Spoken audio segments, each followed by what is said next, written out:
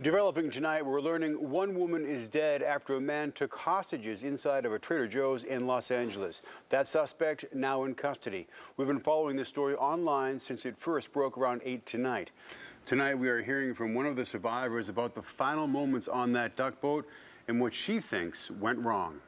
A car chase crashes into a Chick-fil-A in Seekonk. You can see firefighters here at the scene right now where that car went through a wall near the front entrance.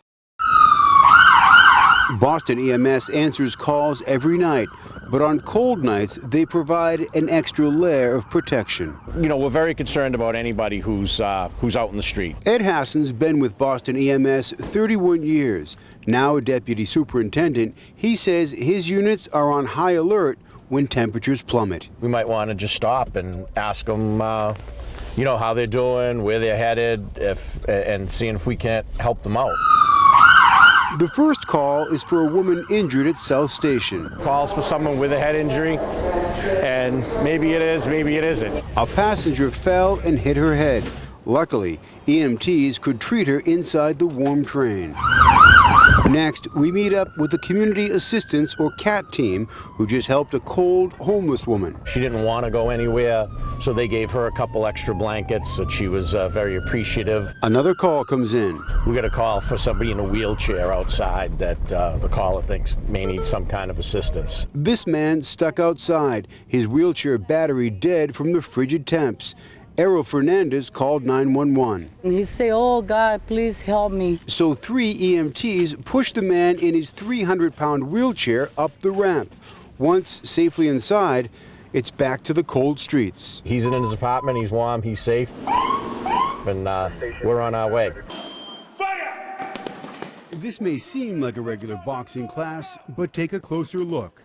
This class, all ladies tonight, is made up of people not here to just exercise. You can get a lot of frustrations out. You can talk to people that are in the same situation. That situation is the all too common problem of opioids.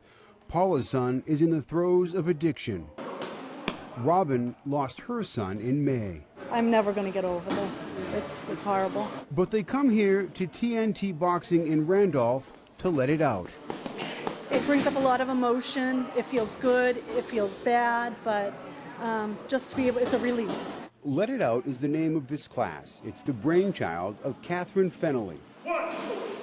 It's amazing what you do when you hit something. It does release everything from you. Catherine lost her own son, Paul Conley, just 21, last February. Talking is fine, but boxing, she says, keeps you from going over the edge. It's such pent-up, bottled-up rage, emotion, frustration. What other way are you going to get it out? Timmy Stanton runs this gym. He's also a Boston cop and sees firsthand how heroin wreaks havoc on users and families. It can really destroy a family. It can cause so much turmoil in a family, so this way they can focus all that bad energy and punch it out. Catherine agrees. She started this class to help families with no place to turn, a move that's definitely hitting home. Well, there was a mom that was hit in the heavy bag, and I happened to look over, and she's crying. And right then and there, I knew this is exactly what I thought it was going to be. It sounds bad, but in 2 days, this tree... And just like that, the first injection has been completed. ...will be on the mend. This is a tree vaccination to kill the dreaded gypsy moth. Across New England, gypsy moths are wreaking havoc. Parts of the state, there are no leaves left on the trees. 350,000 acres eaten last year. Recent rain will help, but not for a year.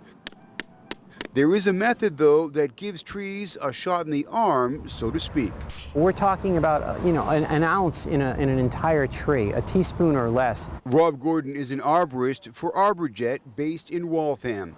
He says an injection like this can save a tree. But what it's really designed to do is to put the insecticide directly into the tree through the tree's own vascular tissue, kind of like our veins and arteries and that sort of thing. It also stops gypsy moths in their tracks. And within days of treatment, we'll stop any further feeding.